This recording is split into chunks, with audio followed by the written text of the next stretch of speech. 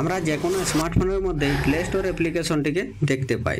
এই অ্যাপ্লিকেশনটি যদি আপনি আনইনস্টল করতে চাইছেন আনইনস্টল হবে না, ডিলিট করতে চাইছেন ডিলিট হবে না। আমরা যখন নতুন ফোনটি কিনি তখন থেকে আমাদের ফোনের মধ্যে এই অ্যাপ্লিকেশনটি দেওয়াই থাকে।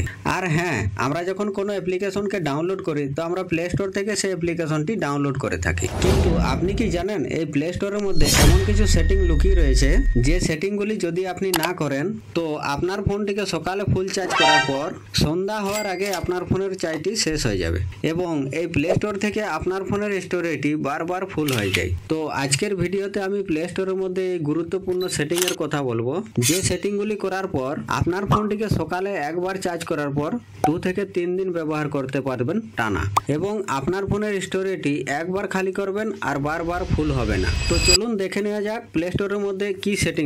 তো আপনি আপনার ফোনের প্লে স্টোর অ্যাপ্লিকেশনটিকে ওপেন করবেন। যখনই ওপেন করবেন উপরে যে প্রোফাইলের আইকন আছে এই প্রোফাইলের আইকনে একবার ক্লিক করবেন। এবার আপনারা কথাটি মনোযোগ সহকারে শুনবেন, কারণ আপনার ফোনের ব্যাটারি চার্জ যদি খুব তাড়াতাড়িতে শেষ হয়ে যায় এবং আপনি যদি আপনার ফোনটিকে দিনে 2 থেকে 3 বার চার্জ করে থাকেন তাহলে আপনি আপনার ফোনের যে প্লে স্টোরের সেটিং রয়েছে মেন সেটিং এর মধ্যে আপনি একবার ক্লিক করবেন। এখানে যখনই ক্লিক করবেন এরকম ইন্টারফেস চলে আসবে। আপনারা কি করবেন, এখানে যে নেটওয়ার্ক প্রিফারেন্স রয়েছে এই নেটওয়ার্ক প্রিফারেন্সের মধ্যে আপনি একবার ক্লিক করবেন। এখানে যখনই ক্লিক করবেন আমাদের ফোনের ব্যাটারি চার্জটি কেন তাড়াতাড়িতে শেষ হয়ে যায় সেই জিনিসটি আগে দেখে নিন। তো এখানে ক্লিক করার পর এখানে দেখুন অটো আপডেট অ্যাপস রয়েছে। বন্ধুরা, এই অটো আপডেট অ্যাপসের মধ্যে যখনই আপনি ক্লিক করবেন এরকম 3টি অপশন পাবেন। তো এখান থেকে আপনাদের কি থাকবে, এখানে ওভার এনি নেটওয়ার্ক থাকবে, মানে আপনারা যখনই ইন্টারনেটটি অন করবেন তখনই আপনাদের ফোনের এই যে যতগুলো অ্যাপ্লিকেশন রয়েছে সব অ্যাপ্লিকেশনগুলোর কিছু না কিছু ডেলি আপডেট আসতে থাকে। আর যখনই 4-5টা অ্যাপ্লিকেশন ডেলি আপডেট আসতে থাকবে তো আপনাদের ফোনের অটোমেটিক ব্যাটারি চার্জটি শেষ হতে থাকবে, কারণ ব্যাকগ্রাউন্ডে অটোমেটিক অ্যাপ্লিকেশনটি আপডেট হতে থাকবে আর আপনি ফোনটি ইউজ করবেন, এবং তার সাথে সাথে আপনার ফোনের যে ইন্টারনেট ডেটাটি রয়েছে সেটিও অনেক তাড়াতাড়িতে শেষ হয়ে যাবে। তো আপনি কি করবেন, এখানে ওভার এনি নেটওয়ার্ক যদি থাকে তো সেটিকে আপনারা কি করবেন, ডোন্ট অটো আপডেট অ্যাপসের মধ্যে এনে সেট করে ওকে রয়েছে এই ওকের মধ্যে ক্লিক করে দেবেন। তো এখানে একটি সেটিং করার পর আপনারা কি করবেন, আপনারা আবার জেনারেল সেটিং এর মধ্যে ক্লিক করবেন। তো জেনারেলে ক্লিক করার পর আপনারা কি করবেন, এখানে যে থিমস রয়েছে এই থিমসের মধ্যে আপনারা একবার ক্লিক করে দেবেন। যখনই ক্লিক করবেন এরকম ইন্টারফেস চলে আসবে। বন্ধুরা, এই থিমস থেকে আপনাদের ফোনের ব্যাটারি চার্জটি অনেক তাড়াতাড়িতে শেষ হয়ে যায়, কারণ আমরা যখন প্লে স্টোরে কোনো অ্যাপ্লিকেশন কি ইনস্টল করি বা ডাউনলোড করি তখন আমাদের এই সাদা লাইটটি জ্বলে থাকার কারণে আমাদের ফোনের ব্যাটারি চার্জটি খুব তাড়াতাড়িতে শেষ হতে থাকে। তো আপনি কি করবেন, এখানে থিমসে আসার পর এখানে আপনাদের লাইট, ডার্ক আর সিস্টেম, তো আপনারা কি করবেন এটিকে ডার্ক থিমের মধ্যে এনে সেট করে ওকে করে দেবেন। যখনই ডার্ক থিমের মধ্যে ওকে করে দেবেন এখানে আপনারা লেখাগুলি পরিষ্কার দেখতে পাবেন, কিন্তু আপনাদের ফোনের যে ডিসপ্লে লাইটটি থাকবে সেই লাইটটি সম্পূর্ণ ব্ল্যাক হয়ে যাবে। তাহলে কি হবে, আপনাদের ফোনের যখনই লাইট কমে যাবে তখনই আপনাদের ফোনের ব্যাটারি অনেক কম খরচ হবে। আপনারা কি করবেন, সবসময় যে কোনো অ্যাপ্লিকেশন ব্যবহার করুন না কেন সব অ্যাপ্লিকেশনের মধ্যে এই সেটিংটি দেওয়া আছে।